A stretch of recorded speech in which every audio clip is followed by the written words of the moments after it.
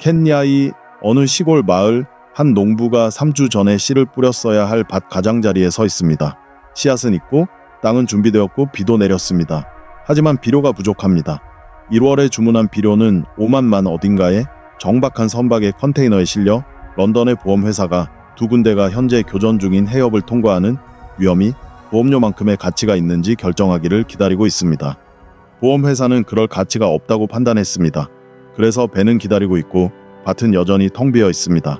워싱턴과 텔아비브에서 내려진 이란의 핵시설에 대한 결정은 호르무즈 해협이라는 이름조차 들어본 적 없고 지도에서 찾을 수도 없는 2억 명의 사람들의 농업 달력을 조용히 바꿔놓고 있습니다. 이것이 현대 전쟁의 방식입니다. 전쟁은 도시를 파괴하는데 그치지 않습니다. 전쟁은 시스템을 질식시킵니다. 그리고 지금 전쟁이 질식시키고 있는 시스템은 바로 전 세계 사람들에게 식량을 공급하는 시스템입니다. 호르무즈 해협은 가장 좁은 곳이 21마일 약 34km입니다. 호르무즈 해협은 페르시아만과 오만만을 연결하고 거기서부터 세계 무역의 주요 동맥으로 이어집니다. 전쟁 전에는 전 세계 석유의 약 20%가 매일 이 해협을 통과했습니다. 이 수치는 널리 알려져 있으며 중동 분쟁 분석에 항상 등장합니다. 하지만 2월 말 첫 미사일 공격이 시작되었을 때 거의 아무도 언급하지 않았던 또 다른 수치가 있습니다. 이 수치는 어떤 면에서는 석유 수치보다 더 중요합니다. 왜냐하면 그 여파는 다음 분기가 아니라 다음 수학기에 느껴지기 때문입니다. 전 세계적으로 거래되는 비료, 특히 질소와 인산염 비료의 약 3분의 1이 호르무즈 해협을 통과합니다. 그런데 지난 2달 동안 이 비료의 거의 전부가 통과하지 못했습니다. FAO의 수석 경제학자는 이러한 혼란의 규모를 매우 적나라하게 설명했습니다. 전 세계 원유의 30%부터 35%까지, 천연가스의 20%, 그리고 기타 비료의 20%부터 30%까지가 이동하지 못하고 있다는 것입니다. 이는 예측치가 아니라 현재 상황입니다. 전쟁 자체가 식량 위기의 위험을 초래한 것은 아닙니다. 이 상황을 지켜보는 모든 진지한 분석가들에 따르면 이미 촉발된 것으로 보입니다. 문제는 촉발될지 여부가 아니라 얼마나 심각해질지, 그리고 누가 그 부담을 져야 할지입니다. 비료가 왜 중요한 변수인지 이해하려면 현대 농업의 작동 방식을 알아야 합니다. 20세기 녹색혁명, 즉 지구가 70억, 그리고 80억 인구를 먹여 살릴 수 있게 만든 변화는 더 나은 종자나 더 효율적인 농업 기술에 관한 이야기만은 아니었습니다. 물론 그런 것들도 중요했지만 핵심은 질소였습니다. 천연가스에서 추출한 암모니아에서 얻는 합성 질소 비료는 현대 작물 생산량의 기반입니다. 이 비료가 없으면 수확량이 약간 줄어드는 정도가 아니라 기근 외에는 역사적으로 전례가 없는 생산량 붕괴가 발생합니다. 걸프 국가들은 세계 최대의 질소 비료 원료 공급국 중 하나인데 현재 이 원료들이 농부들에게 제대로 공급되지 못하고 있습니다. 이 문제는 시기적으로 더욱 심각합니다. 아프리카와 아시아 대부분 지역에서 파종기가 시작되는 시점에 비료 부족 사태가 발생하고 있습니다. 농업은 정치적인 일정에 따라 움직이는 것이 아니라 생물학적 일정에 따라 움직입니다. 파종 시기를 놓치면 한 재배 기간 내내 피해가 누적됩니다. 5월에 발표된 휴전은 3월에 비료를 주지 않은 밭을 되돌릴 수는 없습니다. UN 식량농업기구 FAO는 위험이 크게 고조되어 2026년 이후 전 세계 파종 결정에 영향을 미치기 전에 조치를 취할 수 있는 시간이 3개월밖에 남지 않았다고 경고했습니다. 그 시간은 이미 끝나가고 있으며 일부 분석가들은 이미 끝났다고 생각합니다. 하지만 전쟁 초기 몇 주 동안 거의 아무도 주목하지 않았던 것이 있습니다. 비료 파동은 이 분쟁이 아무런 관련이 없는 사람들의 식탁에까지 영향을 미치는 세 가지 경로 중 첫 번째에 불과합니다. 두 번째 경로는 에너지입니다. 비료 생산, 특히 암모니아와 요소 생산은 에너지 집약적입니다. 분쟁으로 인해 호르무즈 해협을 통한 석유와 비료 공급이 중단되면서 2026년 2월과 3월 사이에 요소 가격은 거의 46% 급등했습니다. 에너지 비용 상승은 지구 어디에서든 생산되는 모든 칼로리의 생산 비용 상승을 의미합니다. 세 번째 경로는 해운입니다. 분쟁으로 촉발된 보험료 급등은 전 세계적인 식량 운송 비용을 상승시켰으며 공급망의 모든 단계에 추가적인 비용 부담을 가중시켰습니다. 이러한 비용은 궁극적으로는 소비자의 몫이 되거나 소비자가 이를 감당할 여력이 없는 국가들의 경우 이미 한계에 다다른 국제기구들의 식량 원조 예산에 전가되고 있습니다. 세계 식량 계획 WFP는 만약 전쟁이 6월 말까지 지속되고 유가가 배럴당 $100 이상을 유지한다면 4,500만 명이 추가로 극심한 기회에 직면하게 되어 전 세계 기아 수준이 사상 최고치를 경신할 것이라고 예측합니다. 이 숫자는 잠시 생각해 볼 필요가 있습니다. 4,500만 명. 단순한 통계 수치가 아니라 그 규모를 가늠하는 중요한 지표입니다. 이는 스페인 인구와 거의 맞먹는 수치이며 이들이 극심한 기에 내몰리는 이유는 가뭄이나 흉작 그 어떤 자연재해도 아닌 정책적 결정, 즉 해협을 폐쇄하기로 한 결정 때문입니다.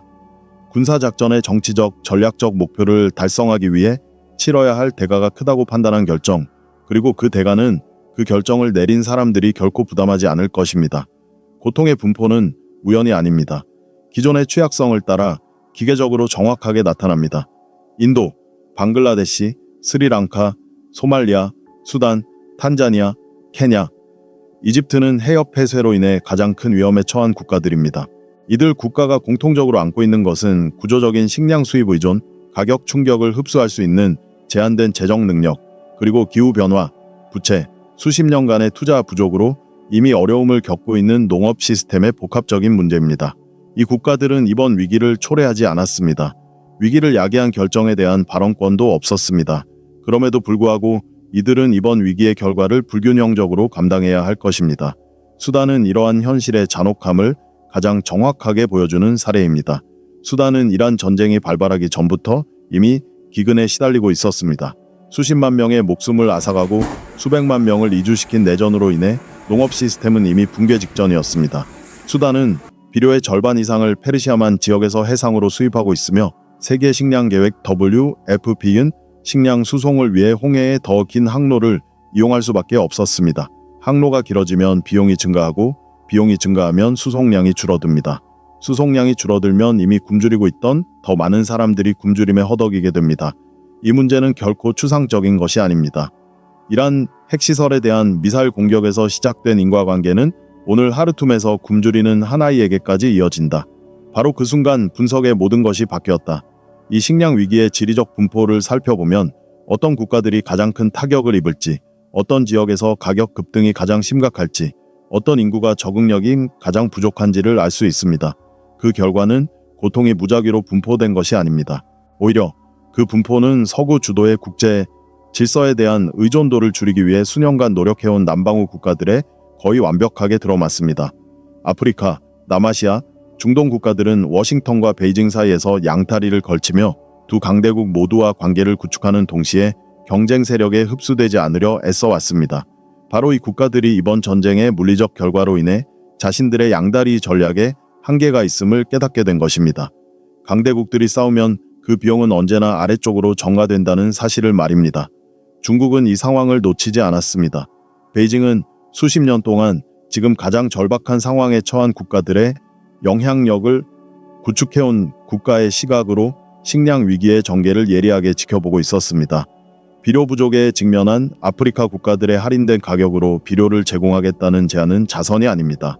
인도주의라는 가면을 쓴 지정학적 전략입니다.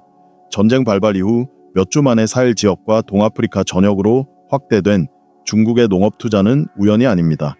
이는 워싱턴이 자꾸만 있는 듯한 사실, 즉 국가 간 충성심은 공통된 가치관보다는 식량이 부족할 때 누가 나서는지에 따라 형성된다는 점을 간파한 장기 전략의 인내심 있는 실행입니다.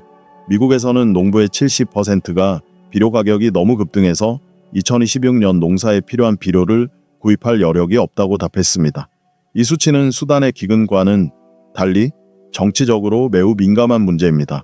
미국 농부들의 투표가 이루어지고 미국 식료품 가격이 여론조사 데이터에 반영되고 있습니다. 이미 인플레이션에 지친 미국의 식량 가격 충격이 미칠 국내 정치적 파장은 인도주의적 주장과는 달리 워싱턴에 관심을 집중시키기 시작했습니다. 아이러니는 씁쓸합니다.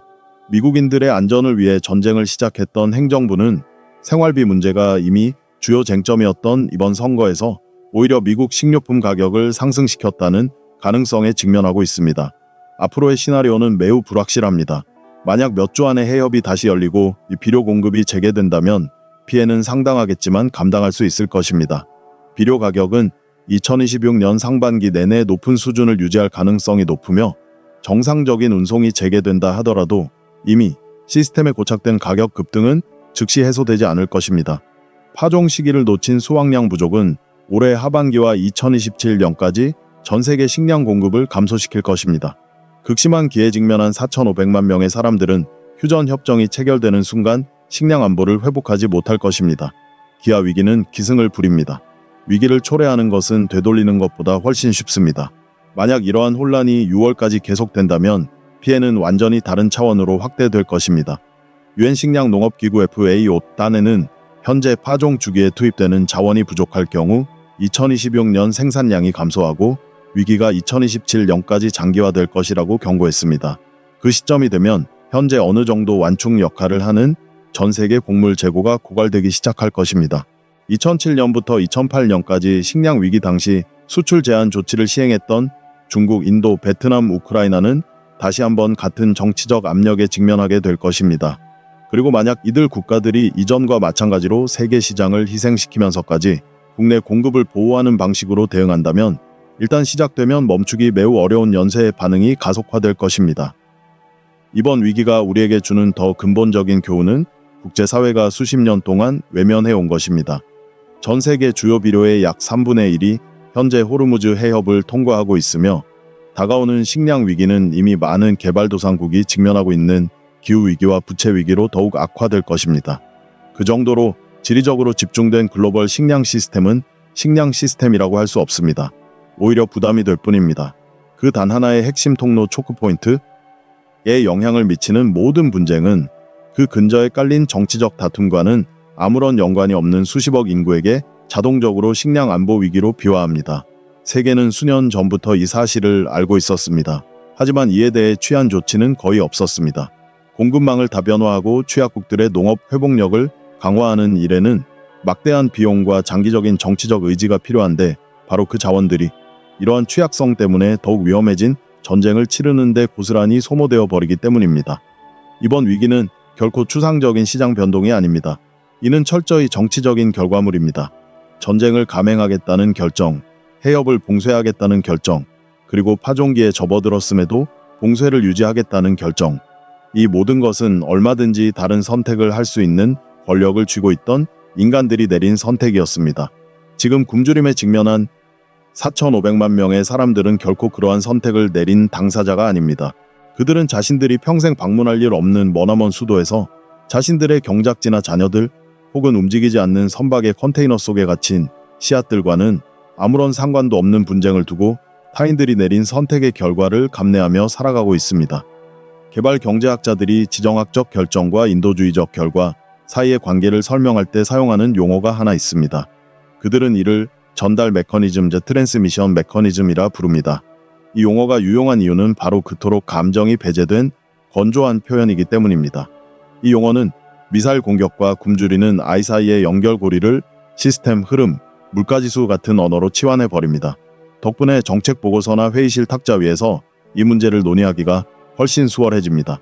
또한 4,500만 명이라는 인구를 전달 메커니즘이 초래할 결과가 무엇인지 이미 알고 있었거나 마땅히 알았어야 했던 실제 인물들이 내린 실제 결정의 결과물이 아닌 그저 하나의 예상 수치로만 이야기할 수 있게 만들어줍니다.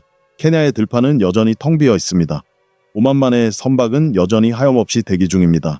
휴전이나 평화회담 혹은 언론의 뉴스 주기에 맞춰 멈춰 서는 법이 없는 생물학적 달력의 무심함 속에서 파종을 위한 골든타임은 하루하루 속절없이 닫혀가고 있습니다. 제네바 어딘가의 회의실에서는 한 유엔 관계자가 아직 남아있는 행동의 기회에 관한 연설문을 준비하고 있을 것입니다. 그 기회의 창은 분명 실제합니다. 하지만 그 창이 닫히며 다가서고 있는 벽 또한 엄연한 현실입니다. 그리고 그들 사이의 거리는 주위크스. 나 외교적 성명서가 아니라 바로 수확으로 측정된다. 자라지 않을 작물로 거둬들일 수 없는 수확량으로 그리고 총성이 멈추었든 멈추지 않았든 어김없이 찾아올 굶주림으로 말이다.